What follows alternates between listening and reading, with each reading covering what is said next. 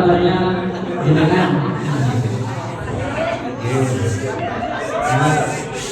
Ini komiknya moderator dengan narasumber enak moderator. Ya alhamdulillah Cak Umar sehat-sehat baik. Iya, alhamdulillah. Nah, beliau ini selain menjadi pengasuh di Mabna Al-Ghazali, beliau juga pengasuh di Mabna BTQ. Ada yang tahu Mabna BTQ? Mabna BTQ itu baik Tahfidzul Quran yang di sebelahnya Klinik Umi. Selain itu juga beliau menjadi sekretaris di Hay'ah Tahfidz Quran. Tepuk tangan sekali lagi semua. Tanpa panjang lebar kali tinggi kali atas, mari kita simak materi moderasi beragama dari pemateri kita. Kepadanya waktu dan tempat dipersilakan. Tes enak sampai yang lanjutnya. Kayaknya kalau mic-nya keliru tadi bukan mic-nya yang ditukar. Saya tak moderator sampai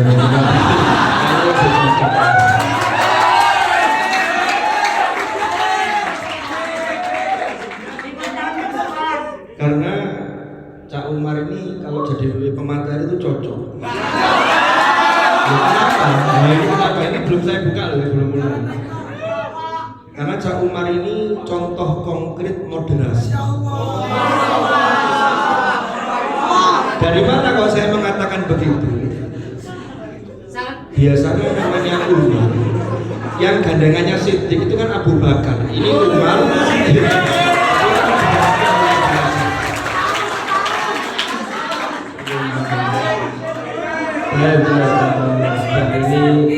ini sekedar pengantar. Semoga kita mulai. Assalamualaikum warahmatullahi wabarakatuh. Alhamdulillah wassalatu wassalamu ala Rasulillah Sayyidina Muhammad ibn Abdillah wa ala alihi wa sahbihi wa mawalah, amma ba'd. Yang sama-sama kita taati, kita hormati Mudir Pusat Ma'had Al-Jami'ah Dr.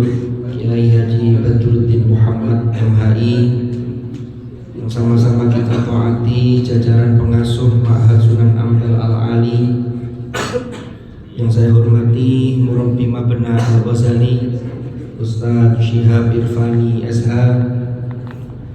yang saya hormati para caca-caca musyrif di Mabna Al-Ghazali wa nakhussu bidzikri Ca Umar Siddiq dan tak lupa adik-adik mahasantri Mabna Al-Ghazali yang saya banggakan dan saya cintai. Mudah-mudahan majelis ini menjadi satu miniatur kelak kita dikumpulkan oleh Allah di surganya. Amin. Murabbi yang saya hormati, para caca-caca musyrif yang saya hormati, dan juga adik-adik mahasantri yang saya banggakan. Seingat saya baru 2 minggu yang lalu, di akhir bulan yang lalu kita ketemu di Masjid Tarbiyah di Lailatul Jumu'ah seperti malam hari ini, dalam acara Lailatul Sholawat dan pembinaan yang rutin kita lakukan setiap bulan. Tapi kemudian hari ini belum 1 bulan, baru 2 pekan kita sudah bertemu lagi. Mudah-mudahan sampean-sampean tidak bosan, dan mudah-mudahan saya juga tidak bosan ketemu kalian. Ya. Kenapa kok malam hari ini ada satu agenda? Tadi sudah disampaikan oleh Ustaz Syihab bahwa memang terkait dengan pembinaan moderasi beragama yang dulu pernah dilakukan di SC, dan itu untuk semua mahasantri karena SC tidak memungkinkan sehingga dilaksanakan di setiap mabna. Tapi ini ada hikmahnya. Karena kalau di setiap mabena itu biasanya lebih fokus. Karena kalau mau guyon itu gampang konangan, gampang terlihat. Ono sing rame didik kan wis ketok. Ono sing main game ya ketok. Soalnya main game gak ketok kalah. Karena game itu harus ketok. Ya main game kan ketok. Karena kalau orang buta ya nggak main game, gak ketok gitu. Maka mudah-mudahan dengan acara moderasi di Mabena ini lebih bisa mendapatkan athar yang lebih kuat. Ada dampak positif yang lebih kuat sehingga menjadi bekal kita dalam menjalani kehidupan di bumi Indonesia tercinta ini dalam konteks berbangsa, bernegara, serta dalam konteks persatuan umat. Ini penting karena pada beberapa dekade terakhir ini banyak generasi-generasi muda yang kurang memperoleh asupan yang tepat sehingga mendapatkan informasi-informasi yang salah, sehingga akhirnya memunculkan sikap yang salah dalam hal ini, termasuk bersikap intoleran kepada sesama warga negara dikarenakan hanya perbedaan, bisa jadi warna kulit, ras, suku, atau juga agama. Ini jangan sampai terjadi bagi mahasantri MS. Makanya moderasi ini menjadi sangat penting. Kalau tadi dikatakan oleh moderator dan juga dalam sambutan murabbi tadi, ini tema yang kita angkat, yang akan kita kupas. Ini terkait dengan indikator moderasi beragama itu setidaknya ada 4 hal dalam konteks keindonesiaan. Yang pertama yaitu toleransi. Yang kedua anti kekerasan. Yang ketiga cinta tanah air, dalam hal ini terkait komitmen kebangsaan. Dan yang keempat adalah bagaimana kita menerima, menghargai dan menghormati tradisi. Saya sebelum masuk ke 4 hal ini, saya persilakan dulu Cak Umar, monggo kalau haus bisa diminum.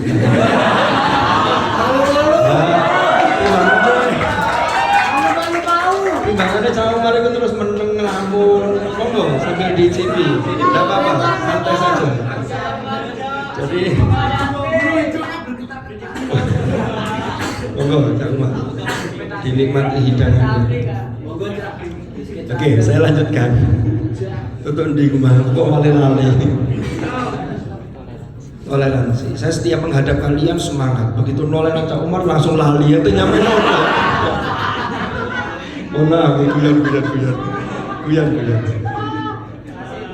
Oke, sebelum saya masuk ke 4 hal ini, saya akan berangkat dari landasan epistemologis. Ini kan bahasanya mahasiswa.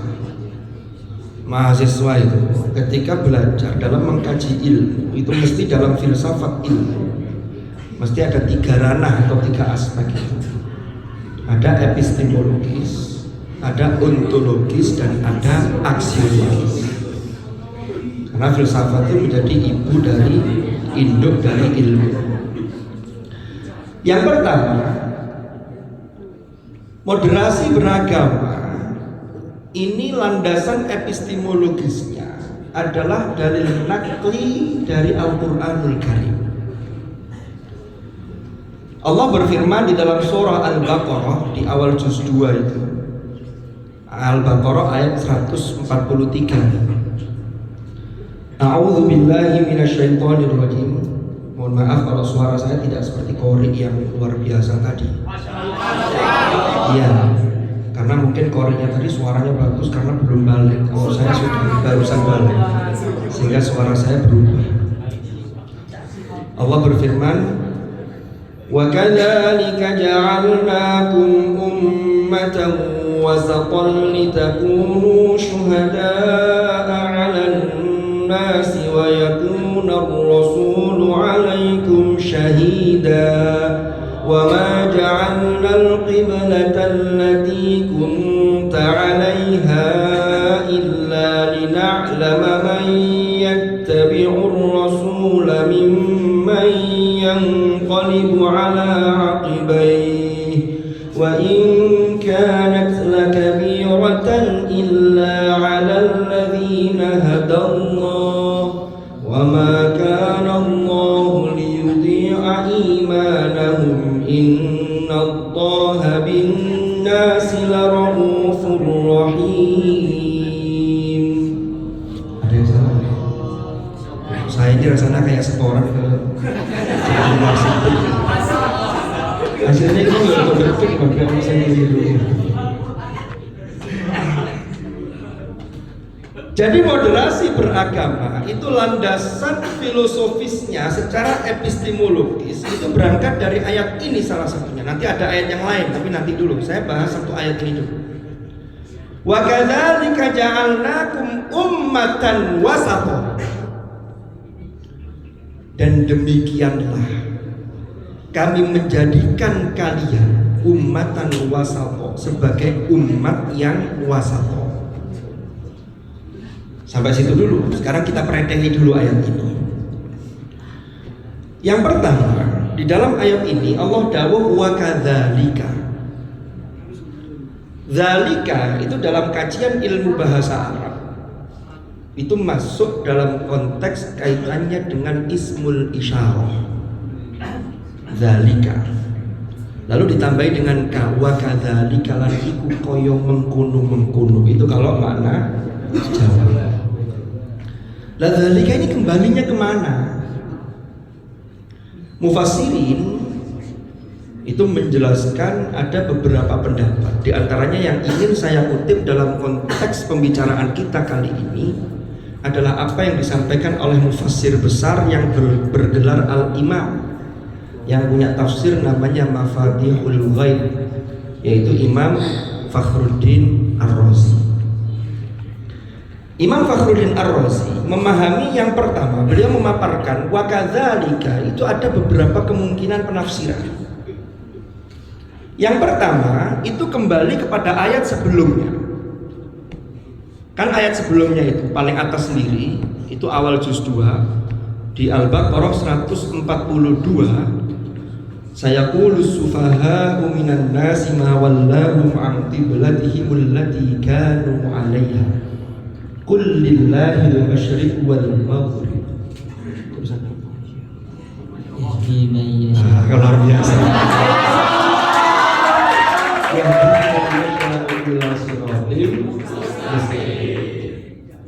Ini musyrif yang luar biasa.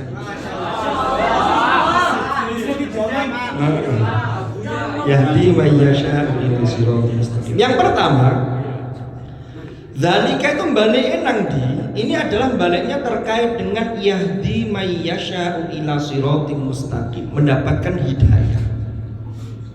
Sehingga penafsirannya jadi begini, wa kadzalika ja'alnakum. Artinya apa? Orang-orang yang mendapatkan hidayah, yang mereka ini berjalan ila siratal mustaqim, ini kami jadikan mereka itu sebagai ummatan wasata. Ini penafsiran yang pertama begini. Sampai sini paham? Ini untuk masuk ke wilayah tafsir, tidak apa-apa. Ini karena untuk melandasi nanti sebelum kita masuk ke 4 hal yang akan kita bahas, yang akan kita kupas, keliru kabeh, dalam acara pada malam hari ini. Lalu yang kedua, wa kadzalika ini kembali kemana? Ada pendapat yang mengatakan, termasuk ini dipaparkan oleh Imam Ar-Razi.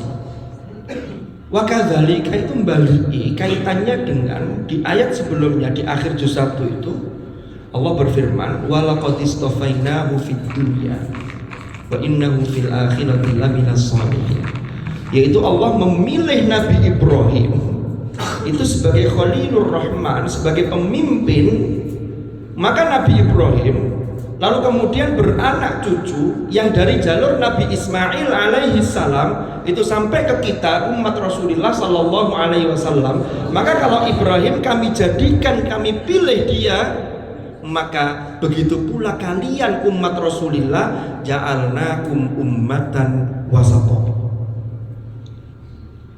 Pendapat ketiga, dzalika kembali nanti Pendapat ketiga mengatakan ini gak perlu balik. Karena dalam konteks tertentu, baik domir atau isyarah, ini karena sudah jelas rujuknya, kembalinya kemana, maka tidak harus disebut dulu. Contohnya apa? Surah Al-Qadr. Surah Al-Qadr itu moro-moro inna anzalnahu fi lailatul qadr. Iki hune iki. Balik nang di kan tidak menyebut sebelumnya. Dalam konteks isim zahirnya kan tidak disebut. Maka wakadzalika ya demikian ini tidak lain yang dimaksud adalah umat Rasulullah Muhammad sallallahu alaihi wasallam yang memang diberi Al-Qur'an oleh Allah lewat Rasulullah dibawa oleh Jibril alaihi salam. Ja'alnakum, kami jadikan kalian. Allah itu ja'al, menjadikan, karena memang Allah itu maha berkehendak. Tapi nanti dibagi kehendak Allah itu ada namanya al-amr at-takwini atau amrun takwiniyun, yang satunya adalah amrun tasyri'iyun. Ini pembahasannya rada abot ya. Sampai rada mencurang-mencurang didik gak apa-apa. Gak paham gak apa-apa, yang penting tahu krungu dhisik. Karena paling tidak pernah dengar, nanti ketika sampai dapat informasi di tempat lain dari siapa sumbernya, itu nanti Anda akan bisa mengkoneksikan apa yang pernah sampai terima. Mencurang gak apa-apa. Memang mahasiswa itu harus mencurang dulu. Nanti baru ketemu huruf O. Oh, kalau sudah O berarti sudah futuh, usul, jadi sudah ada pemahaman. Kalau tidak pernah mencurang, itu tidak akan pernah ketemu dengan O. Saya mengerjakan tugas Buya, gak paham belas, ya gak pernah ketemu O-nya.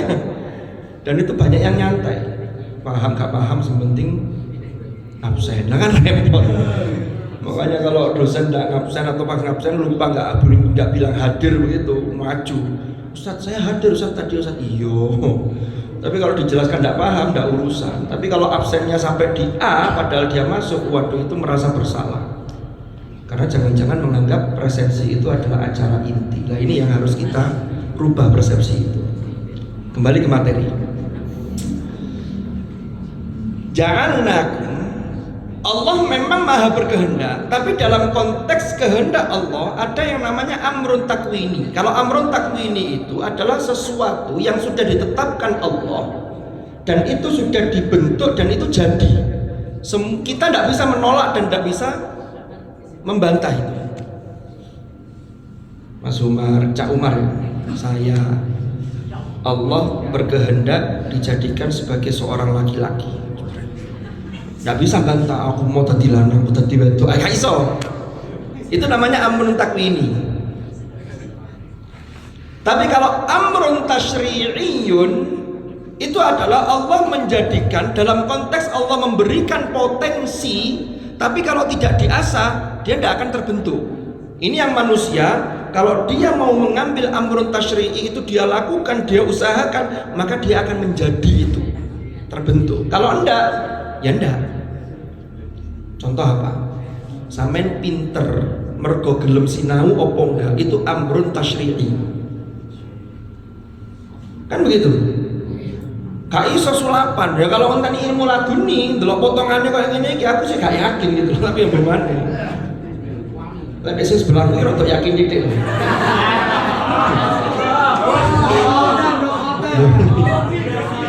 Itu maaf ya, apa ya sampai guyon. Dari Cak Umar ini, aduh ngerti aku mau tadi moderator. Tapi tadi tunjuk apa daftar diri tadi moderator? Kesadaran. Oh kesadaran.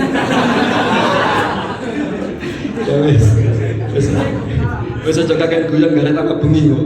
Iki cek dorong masuk 4 ya, ini baru penafsiran ayat loh. Cek tawa iki urusan kita ini. Kita lanjutkan. Jadi ja'alna kum ummatan wasato, maka untuk menjadi umat Rasulullah itu tidak otomatis menjadi ummatan wasato, tapi ummatan wasato itu potensi, tapi kalau tidak diasah maka tidak terbentuk. Kalau tidak terbentuk maka muncullah orang-orang yang punya keyakinan ekstrim, ekstremisme dan seterusnya itu. Itu karena tidak diasah. Karena ini terkait dengan amrun tasyri'i. Itu bedanya. Ummatan wasato. Nah sekarang kita masuk ke penafsiran ummatan wasato. Apa ummatan wasato itu? Kalau secara bahasa wasato itu maknanya tengah. Lagi-lagi Imam Fakhruddin Ar-Razi itu menjelaskan wasato itu maknanya pertama pilihannya bisa bermakna adil. Kenapa pokok wasato itu diberi makna adil? Karena orang melakukan keadilan atau orang yang bersikap adil itu dia seimbang. Seimbang itu tidak harus sama persis, tapi sesuai proporsinya. Seseorang punya anak, ada yang sudah kuliah, satunya masih SD, satunya masih TK. Itu jatah uang setiap bulannya yang dikirim ke sampean dengan ke adik sampean yang masih di sanawiyah itu berbeda. Maka tidak sama itu bukan berarti tidak adil, tapi di situ proporsional dan ada keseimbangan. Adil itu tidak berat sebelah. Bukan karena ini benci ini lalu berat sebelah, nggak seneng dengan sana, ini seneng, jadi walaupun salah tetap dibela. Itu namanya tidak berbuat adil. Maka wasato di situ dimaknai adil. Ini makna yang pertama. Makna yang kedua, wasato itu apa? Wasato itu artinya terbaik. Ummatan wasato itu adalah umat terbaik. Berangkat dari hadis Rasulullah Sallallahu Alaihi Wasallam, Rasulullah pernah dawuh begini, khairul umur awsatuha. Sebaik-baik perkara, sebaik-baik urusan itu adalah awsatuha. Kan begitu. Maka wasato di situ maknanya terbaik. Ini didukung oleh ayat lain di dalam surah Ali Imran di juz 4 itu ayat 110 Allah berfirman, kuntum khaira ummatin ukhrijat linnas ta'muruna bil ma'ruf wa tanhauna 'anil munkar wa tu'minuna billah. Ada 3 cirinya itu. Nanti kita jelaskan ketika masuk dalam konteks termasuk menghargai tradisi, nanti kaitannya dengan ayat itu. Ini masih kembali ke Al-Baqarah 143 tadi. Itu ummatan wasato. Untuk apa Allah menjadikan ummatan wasato? Kalian dijadikan ummatan wasato. Nah, ini lanjutannya ini, litakunu syuhada'a 'alan nas. Agar kalian itu menjadi syuhada bagi semua manusia. Syuhada itu siapa? Ya ustadz atau doktor. Dalam konteks ayat ini, syuhada itu jamak dari syahid, wazannya fa'il. Dalam kajian ilmu bahasa Arab, wazan fa'il dalam konteks syuhada, syahid mufradnya itu maknanya bisa sebagai subjek, bisa sebagai fa'il, bisa sebagai objek, sebagai maf'ul. Kalau dulu zaman Rasulullah Sallallahu Alaihi Wasallam, para sahabat yang gugur di medan pertempuran karena li'ila'i kalimatillah, untuk izzul Islam wal muslimin, itu meninggal, maka disebut dengan syahid. Apa maksudnya syahid itu? Syahid sebagai objek, maka orang yang mati syahid karena matinya itu disaksikan oleh banyak malaikat. Bahkan malaikat ikut mensolatkan dan disaksikan oleh orang-orang muslim. Syahid dalam konteks sebagai subjek, maka orang yang mati syahid karena dia membela Islam, maka diperlihatkanlah dia bisa melihat, menyaksikan surga tempat kembalinya kelak. Maka orang mati syahid di medan pertempuran itu kan disolati, tapi tidak pakai dimandikan, langsung dikuburkan dengan pakaian yang dipakai ketika meninggal dalam kondisi syahid itu. Lah dalam konteks ayat ini apa keterkaitannya dengan syahid tadi itu? Litakunu syuhada'a 'alan nas, agar kalian menjadi saksi-saksi bagi sekalian manusia. Saksi dalam konteks apa? Nah, pertama dalam konteks subjek. Berarti syuhada'a 'alan nas kalau dalam konteks subjek itu berarti kalian yang ummatan wasatho itu menjadi orang-orang yang menilai umat-umat, termasuk umat-umat lain selain umat Rasulullah, dan menilai juga orang lain. Berarti kita harus ummatan wasatonya harus bagus sehingga bisa menjadi syuhada'a 'alan nas. Atau sebaliknya, kalau syuhada'a 'alan nas, syuhada dimaknai sebagai objek, maka kita ini dinilai dan dilihat sehingga harus menjadi teladan bagi umat-umat yang lain, termasuk dalam intern umat Islam itu sendiri. Maka dalam diri kita harus menanamkan, saya harus bisa menjadi ummatan wasatho, itu harus diusahakan. Karena tadi apa namanya? Amrun tasyri'i, kan begitu. Maka Anda akan diteladani. Jadi litakunu syuhada'a 'alan nas. Lalu ada pertanyaan begini, mengapa dalam firman Allah itu Allah menggunakan Allah, kok tidak mengatakan, tidak menggunakan linnas, tapi menggunakan Allah? Dalam bahasa Arab, Allah itu biasanya digunakan untuk sesuatu yang berat, yang itu berupa sebuah tanggungan. Contoh, di akhir Al-Baqarah yang sering kita baca dalam rangkaian ayat-ayat tahlil itu, laha ma kasabat wa 'alaiha maktasabat. Kalau lam itu terkait dengan hak yang itu enteng, kalau ala itu sesuatu yang membebani. Ya. Jadi kalau kita bilang ke teman kita, "Hei, alaika dinun," itu berarti teman kita punya hutang kepada kita, dia harus nyaur. Tapi kalau kita mengatakan begini, "Hei, laka dainun," bukan dinun ya, maaf saya salah. Laka dainun itu berarti kamu punya hak yang harus saya sahur, berarti saya yang punya hutang harus nyaur ke dia.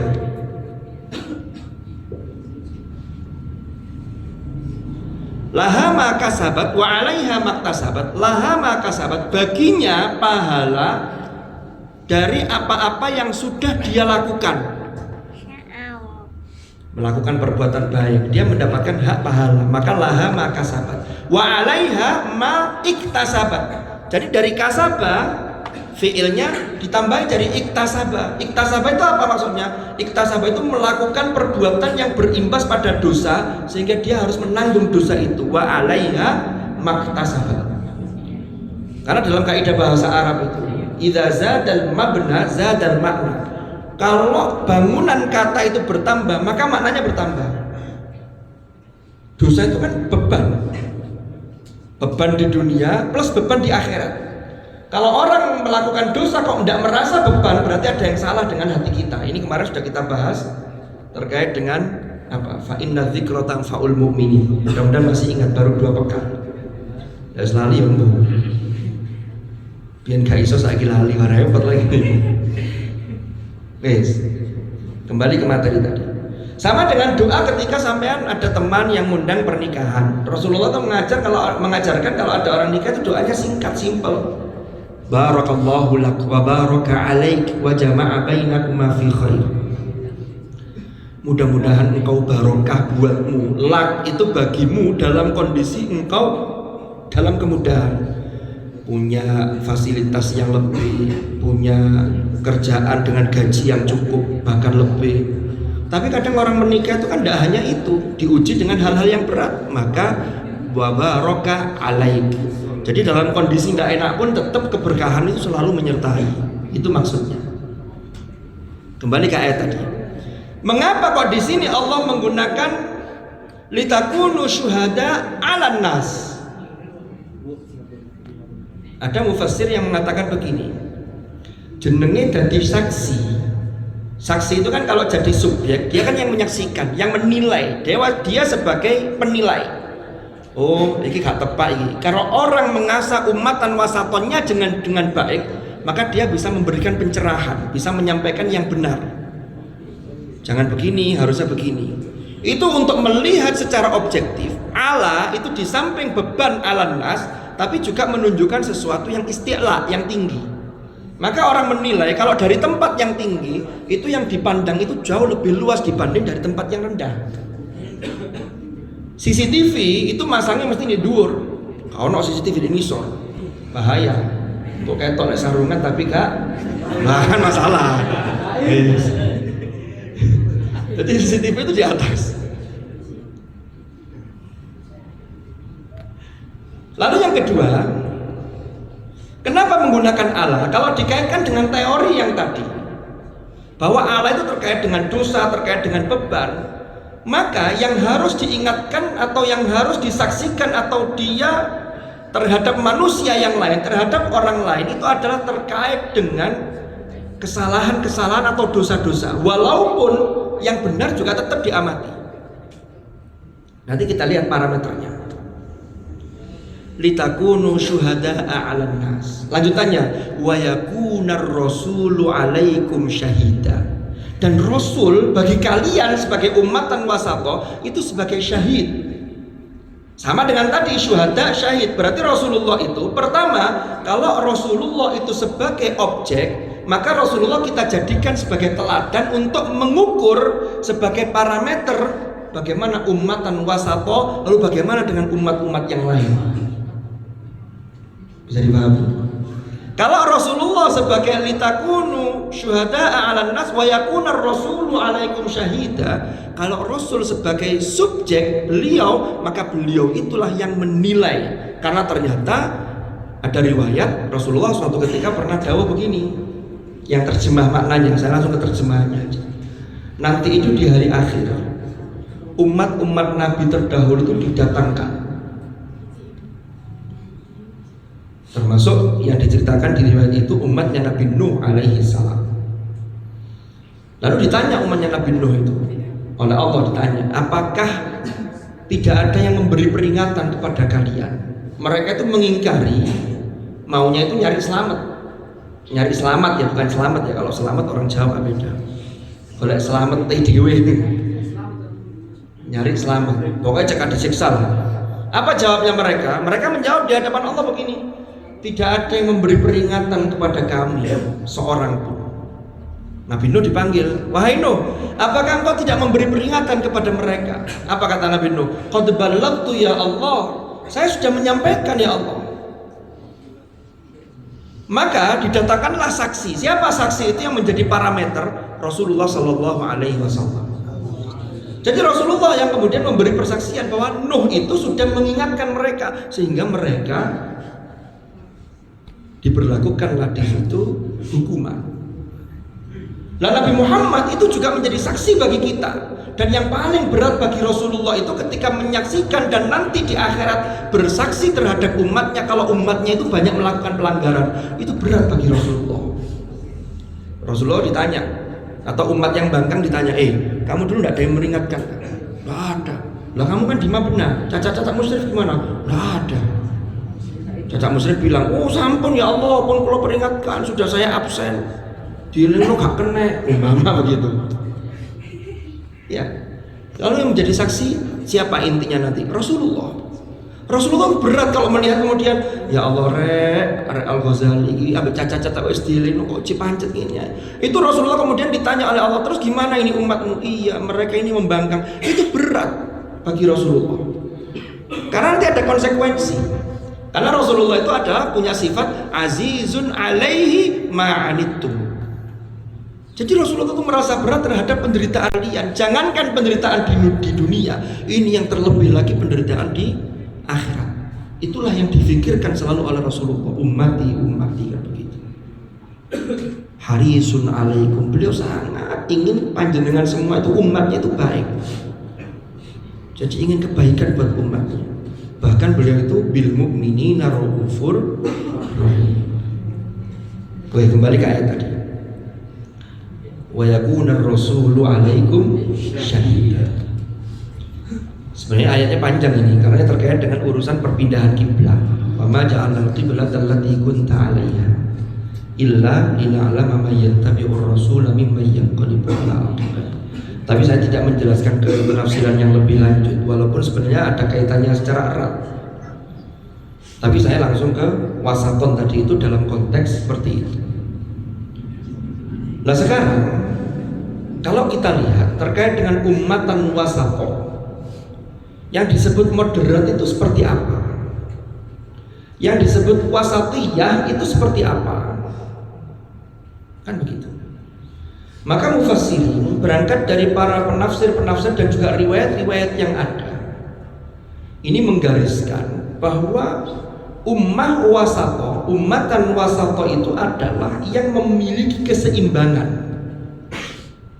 Contoh, kalau dulu orang-orang al-Yahud, orang-orang Yahudi itu adalah keturunan dari Yakub. Yakub adalah putra dari Ishak. Ishak adalah putra dari Ibrahim. Kan begitu. Kemarin sudah saya ceritakan ini pada episode yang lalu. Saya masih ingat. Tidak tahu lah sampai iling enggak. Muka-muka iling. Namanya iling ya iling. Lalu orang-orang Yahudi ini melakukan yang namanya al-ghulu, termasuk dalam hal keberagamaan dan termasuk melecehkan para nabi-nabi yang diutus oleh Allah Subhanahu wa taala. Pertama, kalau ada nabi yang nabi itu dianggap luar biasa. Contohnya di kalangan Bani Israel itu ada nabi yang namanya Uzair. Orang Yahudi lalu mengangkat dan menganggap Uzair itu sebagai ibnullah. Ini anaknya Allah. Nah, ini sudah berlebihan.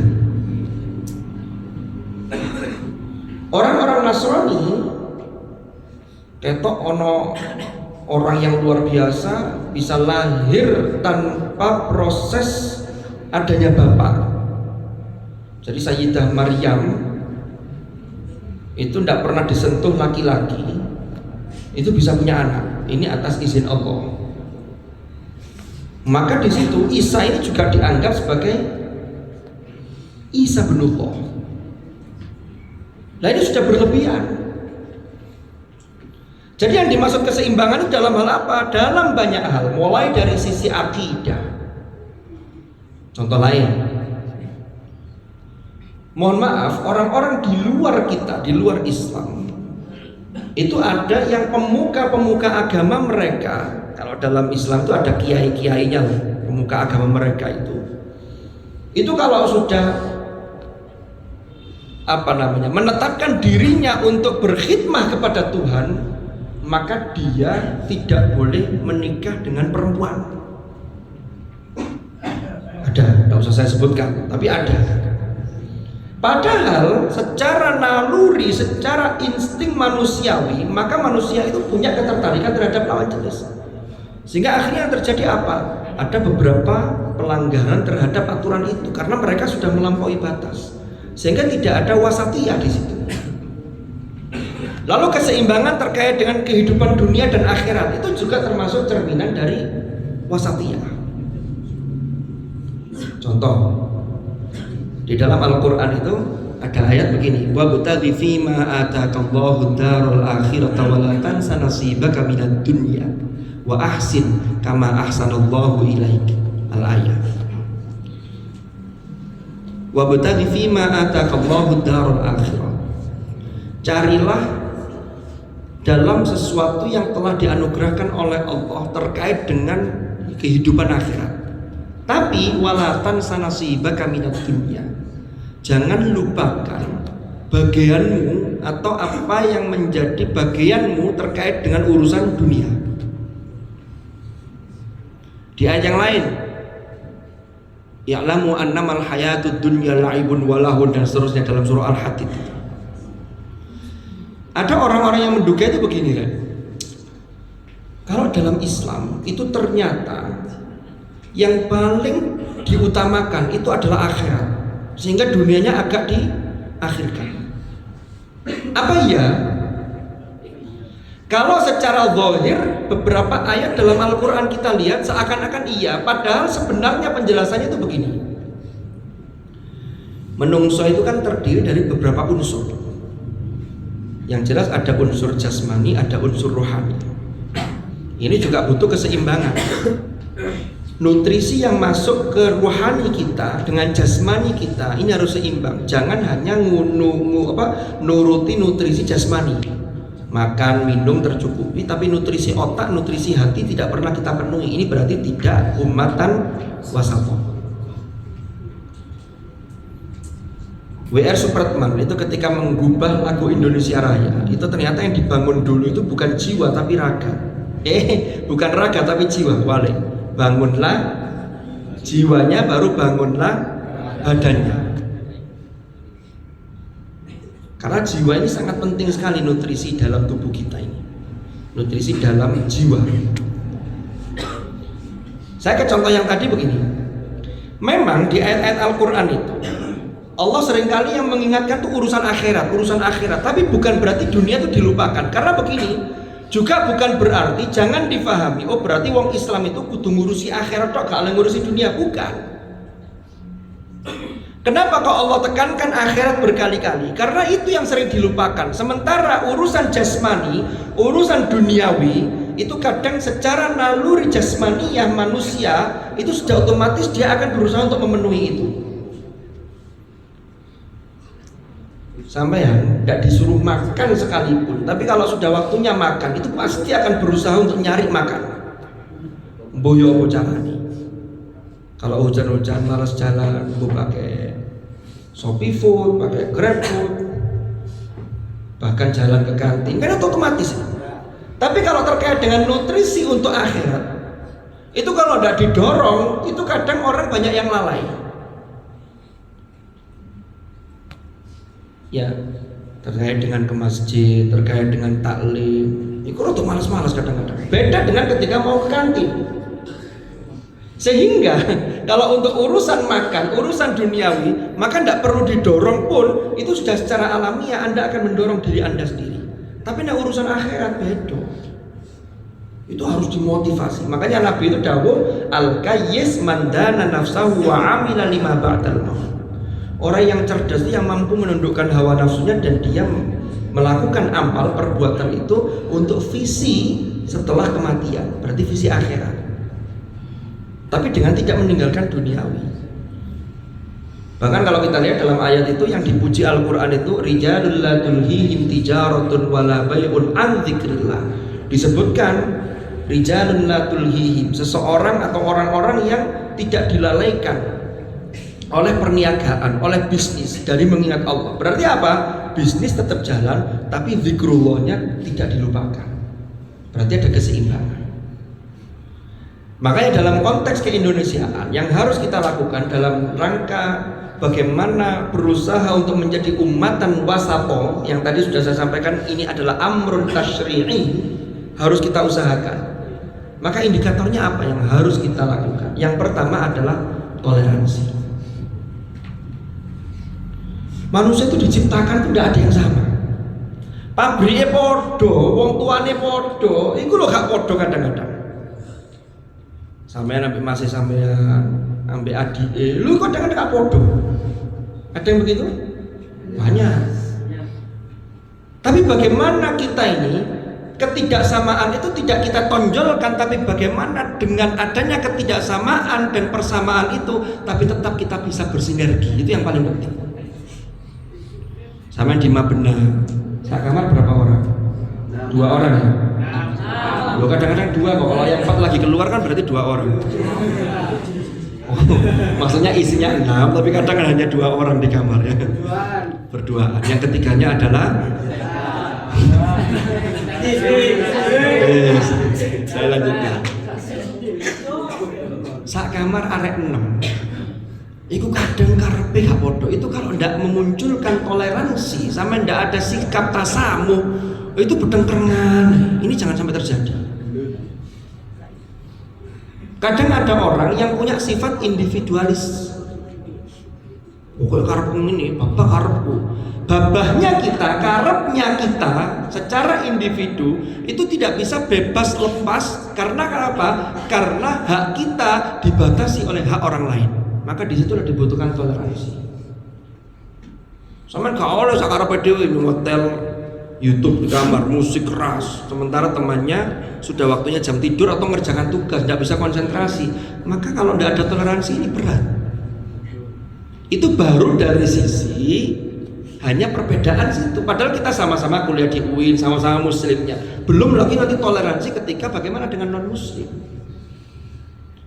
Tapi tetap ketika terkait dengan toleransi antar akidah satu dengan yang lain, maka kata kuncinya yang pertama adalah sebagaimana dalam surah Al-Kafirun, lakum dinukum waliyadin.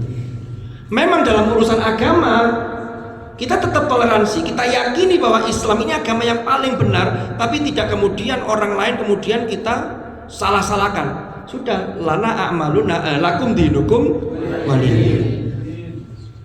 Kan begitu. Tapi tetap kita menampilkan bagaimana Islam itu yang rahmatan lil alamin. Maka kalau kita mampu menampilkan itu dengan baik, boleh jadi mereka itu akan berempati atau simpati, bukan empati, simpati kepada kita, sehingga Islamnya juga akan terangkat. Itulah yang dicontohkan oleh Hadratur Rasul, bagaimana keteladanan akhlak beliau termasuk terhadap non muslim. Tahun 2019 kalau tidak salah, dalam Munas Alim Ulama Nahdlatul Ulama di mana itu ya, di Jawa Barat atau di Tasikmalaya, saya lupa itu pernah rame gara-gara Munas Alim Ulama itu menghasilkan satu keputusan, diantaranya ketika menyebut sesama warga negara Indonesia itu tidak disebut dengan sebutan kafir, tapi disebut dengan non muslim. Ada kelompok-kelompok yang tidak setuju. Wah, ini apa? Jelas-jelas di Quran tuh kafir kok di sini disebutkan non muslim. Padahal ketika para ulama menetapkan panggilan non muslim bagi sesama warga negara itu punya dasar dan landasan.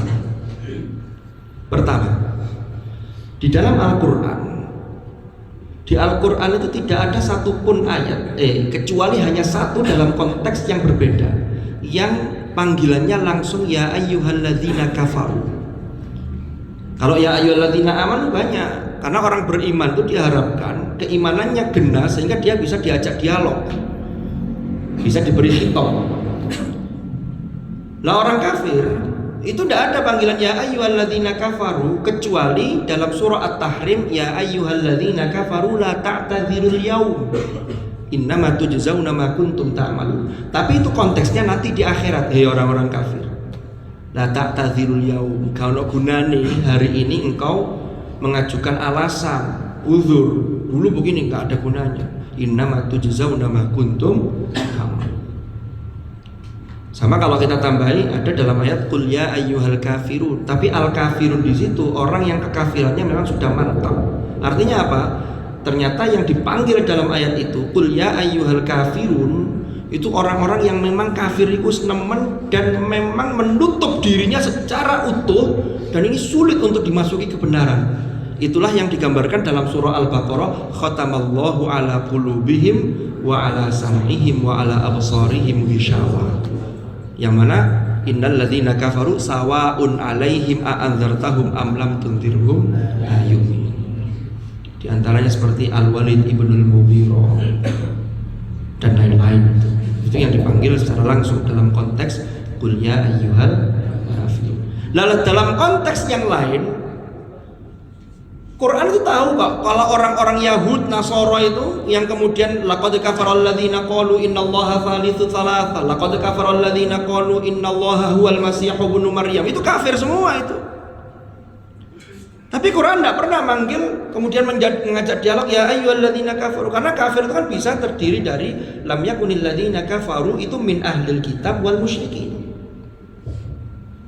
Tapi Quran itu mengajaknya, dialognya itu dipanggil ya ahlul kitab. Itu masih dihormati itu. Wahai ahlul kitab, orang-orang yang pernah diberi kitab tapi kemudian mereka mentahrif, diselewengkan. Tapi tetap dipanggil ya ahlul kitab. Termasuk diajak kembali ta'alau ila kalimatin sawa'im bainana wa bainakum alla na'budu illallah. Jadi itu ternyata satu etika dalam berbangsa bernegara yang menunjukkan toleransi yang luar biasa, dan itu sudah diajarkan oleh Al-Quran. Kan begitu. Rasulullah juga begitu, manggil ya ahlul kitab. Karena Al-Quran manggilnya ya ahlul kitab, bukan ya ayyuhalladzina kafar. Maka disitulah ulama-ulama dalam Munas Alim Ulama itu menetapkan, maka dalam konteks berbangsa dan bernegara bukan panggilan dari kafir, enggak, tapi ini non muslim. Itu lebih memanusiakan dalam konteks toleransi. Nah ini penting. Rasulullah SAW itu mengajarkan banyak hal terkait dengan toleransi. Bahkan ceritanya masyhur sekali. Ketika Rasulullah sudah wafat, Sayyidina Abu Bakar As-Siddiq itu bertanya kepada Sayyidah Aisyah putrinya, "Wahai Aisyah, apa amal Rasulullah yang belum saya lakukan?" Aisyah ingat ternyata ketika pagi itu Rasulullah itu jalan ke pasar Madinah. Di pojokan pasar itu ada Yahudi buta yang minta-minta di situ sambil mengemis, sambil mulutnya itu tidak berhenti untuk mencaci maki Rasulullah. Akhirnya Sayyidina Abu Bakar tanya apa yang dilakukan oleh Rasulullah. Rasulullah biasanya datang ke situ lalu menyuapi si Yahudi tua itu yang mengolok-olok Rasulullah. Akhirnya Abu Bakar ketika Rasulullah sudah wafat, Abu Bakar melakukan itu. Begitu disuapi, baru satu suapan dimuntahkan oleh Yahudi buta itu. "Siapa kamu?" Jawab Abu Bakar, "Saya adalah orang yang biasa menyuapin kamu setiap pagi." Tidak mungkin. Loh kenapa? Karena orang yang biasa nyuapi saya itu adalah orang yang suapannya selalu lembut. Bahkan makanan, kalau makanan itu keras, dilembutkannya terlebih dahulu sebelum disuapkan ke dalam mulutku. Abu Bakar nangis mendengar itu. Kenapa? Karena ini Yahudi itu ngilok-ngilok Kanjeng Nabi, tapi ngiloknya tetap didulang. Coba itu. Makanya yang kedua itu apa? Anti kekerasan. Allah dawuh, "Fabima rahmatin minallah lintalahu walau kunta fadhdhan ghalidhal qalbi lam faddu min hawlik." Ya, maka disebabkan karena rahmat Allah, engkau ya Rasulullah, ya Muhammad itu berbuat lembut, lemah lembut kepada mereka. Sehingga Rasulullah anti kekerasan.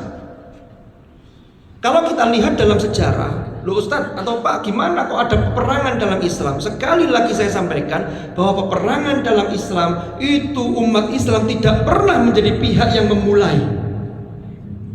Bahkan yang dituduh umat Islam memulai ketika perang Badar Kubro itu sesungguhnya Islam ini membela diri dan mengambil hak-hak kita. Coba bayangkan, ayat perang itu yang turun pertama ketika Rasulullah diizinkan berperang itu dalam surah Al-Hajj, "Udzina lilladzina yuqataluna bi annahum dzulimu wa innallaha 'ala nasrihim laqadir alladzina ukhriju min diyarihim bighairi haqqin illa ay yaqulu rabbuna Allah." Al-ayat. Periode Mekah itu berat. Rasulullah itu hijrah ke Madinah. Pengikut sahabat beliau itu tidak kurang dari 125 orang. Padahal 13 tahun berada di Mekah. Berada dalam tekanan yang luar biasa, diintimidasi sampai terakhir itu kafir Quraisy sudah bersepakat untuk membunuh Hadratul Rasul. Beliau hijrah, menyusun kekuatan, menyusun strategi dan lain sebagainya. Ketika hijrah, tidak ada satupun sahabat muhajirin itu yang membawa harta bendanya, tidak ada, karena tidak boleh. Abdurrahman bin Auf, Abu Bakar As-Siddiq itu orang kaya-kaya semua ketika hijrah. Oleh hijrah, tapi hanya pakaian yang menempel di badanmu dan tidak boleh bawa apa-apa. Bayangkan, zaman itu harta itu sifatnya fisik. Kebun kurma sekian luasnya, rumah sekian. Tidak ada simpanan deposito, nggak ada. Uang itu ya fisik semua, tidak ada. Us bawa ATM, mau mampir di ATM di kono nggak ada. Padang Pasir tidak ada ATM. Mampir Indomaret juga ono bisa. Jadi kosongan. Berarti kan harta orang-orang Muslim itu dirampas oleh orang-orang kafir. Mereka diusir dari kampung halamannya, dari rumahnya sendiri diusir. Maka Allah turunkan izin, "Udzina lilladzina yuqatalun bi annahum dzulimu." Ini karena mereka dizalimi, barulah membela diri. Makanya di perang Badar Al-Kubro itu ketika kafilah dagang kaum Quraisy itu pulang dari Syam lalu melewati di daerah Badar, dicegat oleh orang Muslim. Disitulah terjadi peperangan Badar. Yaumal Furqan, yaumal taqal jam'an. Itulah yang Yaumal Furqan ini, hari penentuan yang membedakan antara yang hak dan yang batil. Pasukan Muslim hanya 313. Kan begitu. Rasulullah berdoa, ya Allah, kan begitu. Menang. Akhirnya dapat harta rampasan. Itu sesungguhnya harta umat Islam sendiri. Orang-orang di sana banyak yang menduga, wong Islam menyerang duluan, lu sing garai sopo. Kan begitu. Jadi kalau sampai lihat sejarah ndak ada Rasulullah itu kemudian masuklah Islam. Kalau ndak kami serbu atau langsung diserbu. Kamu ndak mau Islam, saya serbu, ndak. Pasti jalur diplomasi dulu ditawarkan secara damai. Makanya ketika setelah perjanjian Hudaybiyah di tahun 6 Hijriah itu kan situasi mulai kondusif.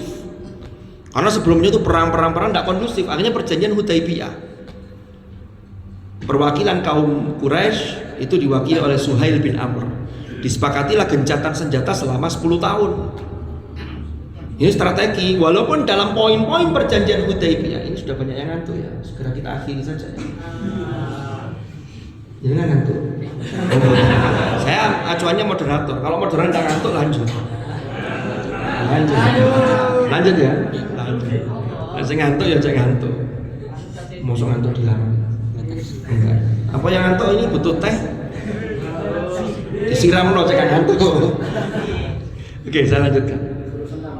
Itu dalam poin-poin perjanjian Hudaybiyah itu banyak yang terkesan umat Islam itu dirugikan, tapi Rasulullah tetap jalan. Kenapa? Karena ini tujuannya, cek orang itu mikirnya dengan akal sehat, maka Islam ini bisa dibahas di mana-mana.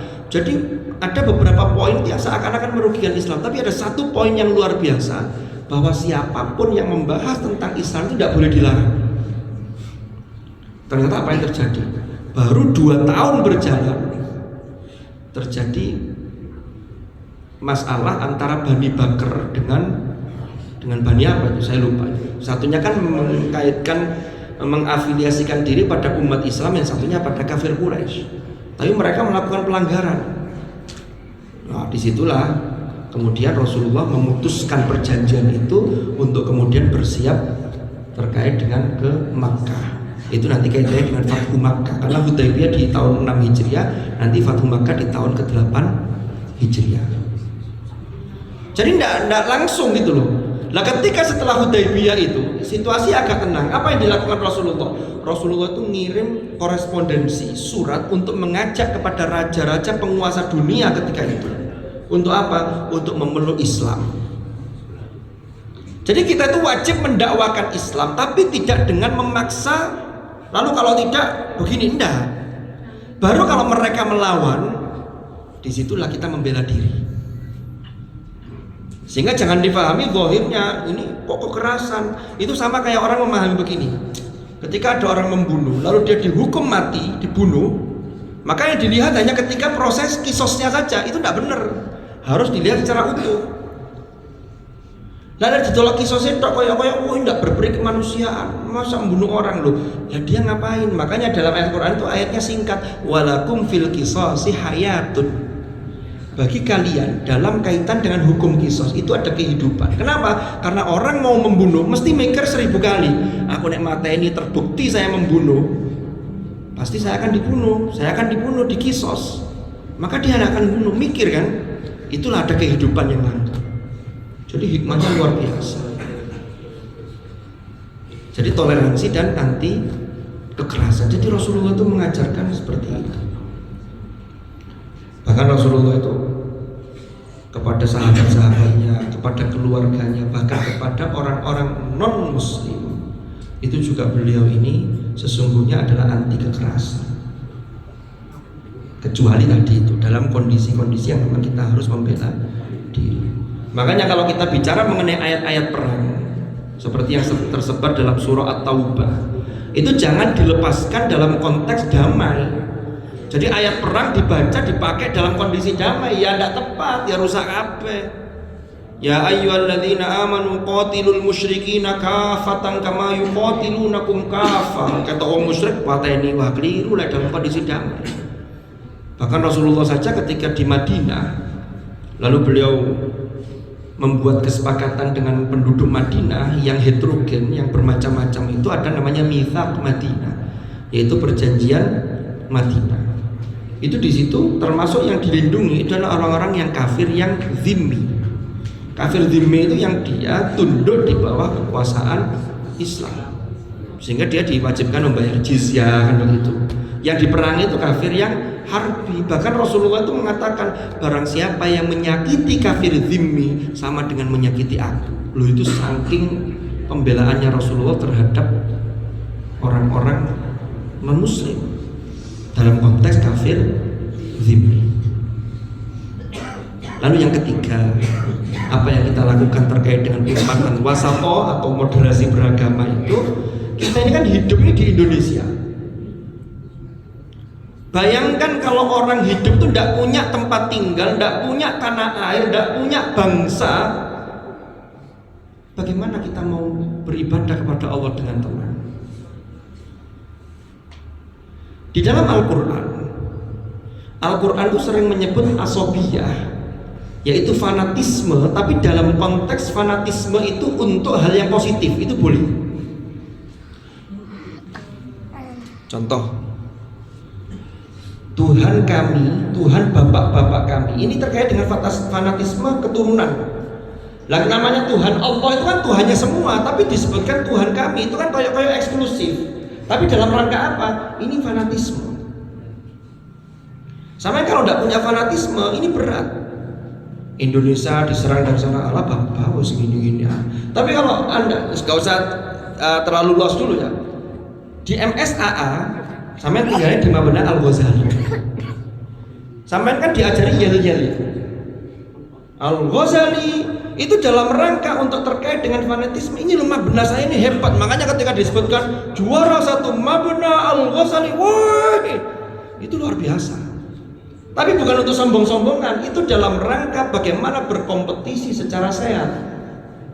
Kompetisi yang sehat itu tidak menjatuhkan dan tidak menginjak lawan kita, tapi bagaimana maju bersama, tapi tetap di situ ada fastabiqul khairat. Kan begitu. Jadi terkait dengan yang ketiga, cinta tanah air dalam konteks ini adalah bagaimana komitmen kebangsaan kita. Paling tidak komitmen kebangsaan itu ada 4 pilar yang disingkat dengan PBNU, itu Pancasila, Bhinneka Tunggal Ika, NKRI, dan Undang-Undang Dasar. Ini termasuk bagaimana menghormati simbol-simbol negara. Bendera merah putih yang kita hormati ini harus dibedakan. Hormat dalam konteks hormat bendera itu bukan hormat ta'abbud, tapi itu hormat ta'ziman. Jadi sesuatu itu kalau sudah menjadi simbol dan itu disepakati, maka kita hormati. Berarti menghormati simbol itu sesungguhnya menghormati bangsa dan negara ini. Kalau Anda membakar simbol itu, berarti itu sesungguhnya melecehkan, apalagi menginjak-injak juga. Maka menghormati itu perlu kita junjung dalam konteks ini. Sayyidina Umar itu pernah dawuh begini, seandainya tidak ada cinta tanah air, maka negara-negara yang terpuruk itu semakin terpuruk karena tidak ada yang mau bangkit bangsanya itu. Kaum di dalamnya itu tidak ada yang mau bangkit. Tapi dengan cinta tanah air, maka negara-negara itu menjadi makmur. Itu kuncinya ada di cinta tanah air. Hari ini 10 November. Kita tahu 10 November dulu di 1945 itu kan terjadi peperangan yang luar biasa di Surabaya. Karena dimotivasi oleh resolusi jihad Hadratus Syekh Kiai Haji Hasyim Asy'ari. Padahal waktu itu negara Indonesia yang sudah disepakati kan, proklamasi kan 17 Agustus 45, itu kan terjadi 10 November 45. Resolusi jihad itu sudah dimulai sebelumnya, beberapa kali pertemuan dengan ulama Madura Jawa, lalu kemudian diproklamirkan atau dikumandangkan, diserukan itu 22 Oktober yang hari ini kita peringati sebagai Hari Santri. Hadratus Syekh itu tahu kok kalau negara kita itu majemuk. Bahkan oleh pendiri republik ini semuanya tahu bahwa negara kita ini majemuk. Tapi beliau sepakat dasar negaranya Pancasila, yang itu sila pertama adalah ketuhanan. Maka ketuhanan yang Maha Esa itu sesungguhnya adalah implementasi dari ketauhidan. Qul huwallahu ahad, kan begitu. Sehingga kalau dibahasakan gampangannya gini, Rek. Kalau ada kelompok-kelompok yang mengarani begini, oh Indonesia itu bukan negara Islam, ini kan negara Pancasila, Pancasila itu tauhid.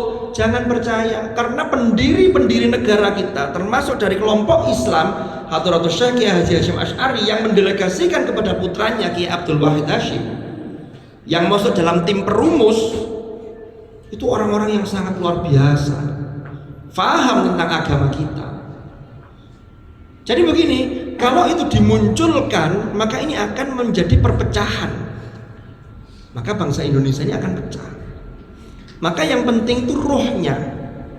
Sampean kalau makan rendang di warung Padang, sampean yakin enggak kalau rendang itu ada kelapanya? Apakah sampean harus bertanya, aku gak percaya nek rendang ono klopone, endi gak ono klopone? Lho mosok klopo gelundungan? Itu sudah diolah sehingga sudah disuguhkan kepada sampean, jadilah rendang. Sama dengan Pancasila yang ada di negara kita. Kemanusiaan, itu semua ada semua, persatuan. Persatuan itu jelas. Wa'tasimu bihablillahi jami'an. Nanti dibagi lagi, ini persatuan ada terkait dengan ukhuwah basyariyah, ukhuwah islamiyah. Kan begitu. Ada yang sebangsa dan senegara. Maka itu terkait dengan persatuan. Dimanapun, termasuk dalam landasan agama kita, tidak ada yang memerintahkan perpecahan. Karena dengan bersatu itu negara kita akan menjadi maju. Ini terkait dengan komitmen kebangsaan. Dan yang terakhir, mudah-mudahan tidak lama-lama, ini ternyata sudah 1 jam. Ya Allah, tak dulu sampai ngantuk kabeh. Sebanyak yang khusyuk, tunduk. Ada yang dingkluk delok HP, ada yang dingkluk mergo ngantuk. Terakhir, satu lagi, yaitu terkait bagaimana menghormati, menghargai tradisi. Inilah yang ingin saya sampaikan terkait dengan ayat dalam surah Ali Imran tadi yang sempat saya ingat di depan tadi. Kalau dalam Ali Imran 110, Allah dawuh, kuntum khaira ummatin ukhrijat linnas ta'muruna bil ma'ruf wa tanhauna 'anil munkar wa tu'minuna billah. Ini dilengkapi dengan Ali Imran 104.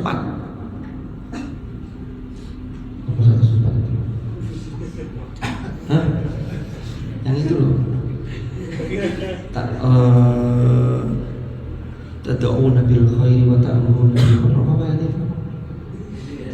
Kok lali saya ini. Apa? Mas Umar. Jadi ayatnya apa? Ayatnya? Apa? 104. Bukan Yasin, Yasin. Wal takum minkum, alhamdulillah. Wal takum minkum ummatun yad'una ilal khair wa ya'muruna bil ma'ruf wa yanhauna 'anil munkar. Hendaklah di antara kalian ummatun, ada sekelompok orang, umat, yad'una ilal khair, yang mengajak kepada al khair. Ini parameter yang pertama. Yang kedua, wa ya'muruna bil ma'ruf wa yanhauna 'anil munkar. Wal takum minkum ummatun, kenapa di sini menggunakan yad'una ilal khair? Apa bedanya al khair dengan al ma'ruf? Kalau al-khair itu adalah nilai-nilai kebaikan yang universal dan itu sesuai dengan syariat Allah.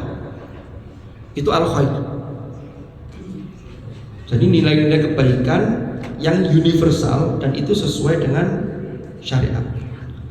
Kalau al-ma'ruf itu adalah sesuatu yang oleh sekelompok orang itu dianggap sebagai sesuatu nilai-nilai yang diketahui dan nilai-nilai itu baik serta tidak bertentangan dengan al-khair.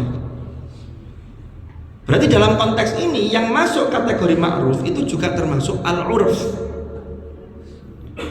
Di surah Al-A'raf Allah berfirman, "Khudhil 'afwa wa'mur bil 'urfi wa a'rid 'anil jahilin." Khudhil 'afwa wa'mur bil 'urfi. Al-'urf, uruf itu apa? Uruf itu suatu kebiasaan yang sudah diketahui dan itu tidak bertentangan dengan yang khair. Maka itu kita perintahkan. Umpama bangsa Indonesia ini punya satu tradisi guyub rukun, umpama gotong royong, kerja bakti. Maka itu sesuatu nilai yang ma'ruf. Lalu ada tradisi-tradisi yang baik. Kalau tradisi itu masih nggak baik, maka bagaimana caranya mewarnai tradisi itu untuk menjadi baik? Wali Songo itu berhasil dakwahnya di Indonesia melalui akulturasi budaya. Wayang yang asalnya itu bernafaskan agama-agama Hindu diberi ruh. Bagaimana wayang itu diberi penokohan-penokohan Muslim. Makanya para wali songo itu tidak mempermasalahkan terkait dengan istilah. Maka muncul kalimosoto. Kalimosoto yang dari kalimat syahadat. Yang penting diisi dulu. Tapi tetap tradisi itu diterima, dan bagaimana tradisi itu sejalan dengan yang namanya al-khair. Sehingga kalau ada tradisi yang tidak tepat itu tidak langsung ini dihabiskan saja. Jadi wali songo itu sangat bijak sekali. Seumpama wali songo itu mau, seumpama itu Candi Borobudur sudah dihancurkan sejak dulu. Tapi beliau-beliau ya, tetap mendakwahkan Islam itu secara santun, secara damai, dan itu beliau lakukan dalam rangka implementasi kuntum khaira ummatin ukhrijat linnas ta'muruna bil ma'ruf wa tanhauna 'anil munkar wa tu'minuna billah. Jadi melarang yang mungkar itu tentunya dengan cara yang ma'ruf. Kalau melarang yang mungkar dengan cara yang mungkar itu malah menambah masalah baru jadinya. Jadi inilah beberapa poin terkait dengan moderasi beragama. Semoga-moga kita ini betul-betul termasuk ummatan wasato litakunu syuhada'a 'alan nas wa yakuna rasulu 'alaikum syahida. Wah, ini kalau saya sudah nadanya mulai menurun, sudah mulai bangun semua alhamdulillah. Enten ini kat mangka mali-malin disalami. Ada pertanyaan jawab tak? Oke, saya tutup salam dulu atau tanya jawab dulu? Oke, dari saya cukup sekian. Saya kembalikan kepada moderator kita yang luar biasa. Baik, disampaikan terima kasih atas pemaparan materi yang cukup menarik sekali. Dan untuk pada kesempatan kali ini untuk menggali lebih dalam lagi ilmu pengetahuan kita mengenai tentang moderasi beragama dari narasumber kita yang masya Allah luar biasa sekali. Kepada adik-adik mas santri yang ingin mengajukan pertanyaan, silakan angkat tangan, perkenalan nama dan kamar. Monggo silakan yang mau mengajukan pertanyaan. Atau juga dari cacat-cacat muslim juga monggo dipersilahkan.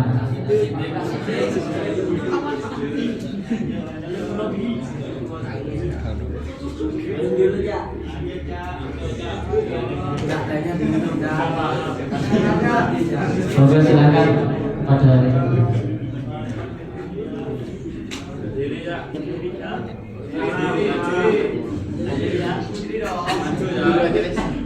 Bismillah, izin bertanya lagi. Dalam konteks moderasi beragama,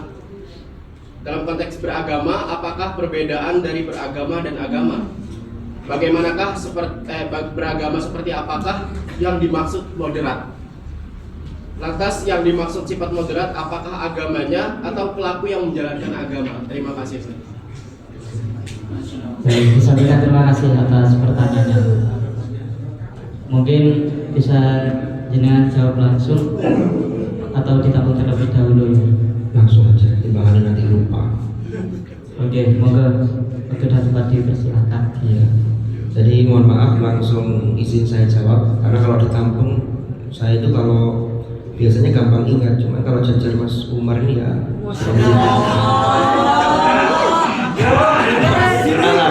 Maaf. Jadi begini, terkait dengan agama dan beragama. Jadi kalau agama itu ya agamanya, kalau beragama itu terkait dengan seseorang yang memeluk agama itu maka dia beragama. Kalau pertanyaannya terkait yang moderasi beragama itu apakah agamanya, apakah perilaku kita dalam beragama? Maka sesungguhnya kalau kita lihat, pertama, ajaran Islam itu sesungguhnya sudah moderat. Cuman kadang-kadang disalahpahami sehingga menjadikan orang yang memahami dari ajaran itu tidak moderat. Berarti begini jawabannya, agama Islam itu sudah moderat, tapi bagaimana kita ini memahami itu secara betul sehingga moderasi itu tetap terjaga. Itu yang penting.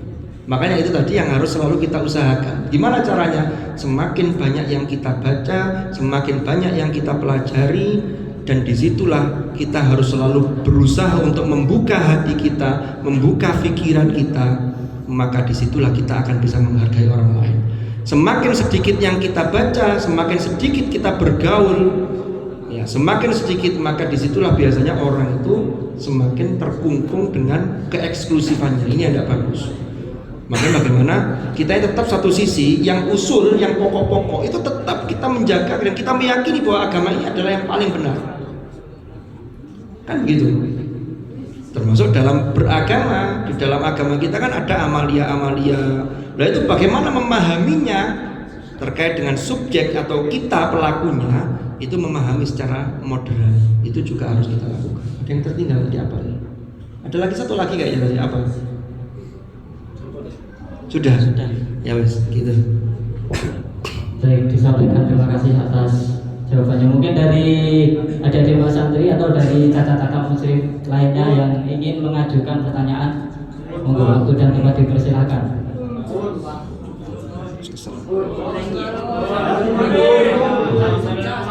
Mungkin untuk mempersingkat waktu saja, mungkin dari Yai bisa diakhiri dengan doa bersama kepadanya. Waktu dan tempat dipersilakan.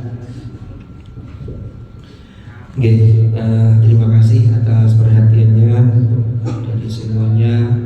Mudah-mudahan apa yang kita laksanakan pada malam hari ini senantiasa mendapat ridho Allah, dan keterangan tadi itu menjadi keterangan dan ilmu yang nafi'an mubarakan fid din wa dunya wal akhirah ala hadhihi niyyah as-salihah wa ala ma nawaina wa ala ma nawahu as-salaf as-salih thumma ila hadratin nabiyil mustafa Muhammadin sallallahu alaihi wasallam. Al-Fatihah.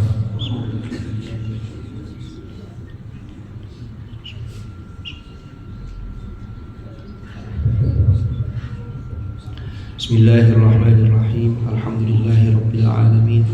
Allahumma shalli wa sallim ala sayyidina Muhammadin. Allahumma anfa'na ma 'allamtana wa 'allimna ma yanfa'una warzuqna 'ilman nafi'a. Allahumma ij'al ijtima'ana hadha ijtima'an marhuma wa tafarruqana min ba'dihi tafarruqan ma'suma wa la taj'al ma'ana wa fina shaqiyyan wa la mahruma bi rahmatika ya arhamar rahimin. Wa sallallahu ala sayyidina Muhammadin walhamdulillahi rabbil alamin. Al-Fatihah. Alhamdulillahirabbil alamin. Baik, acara talkshow pada malam hari ini alhamdulillah berjalan dengan lancar. Saya Muhammad Umar Siddiq selaku moderator. Mohon maaf apabila dari awal hingga akhir terdapat salah kata maupun ucapan. Kayu cendawan, burung cendrawasih. Cukup sekian, terima kasih. Wassalamualaikum warahmatullahi wabarakatuh.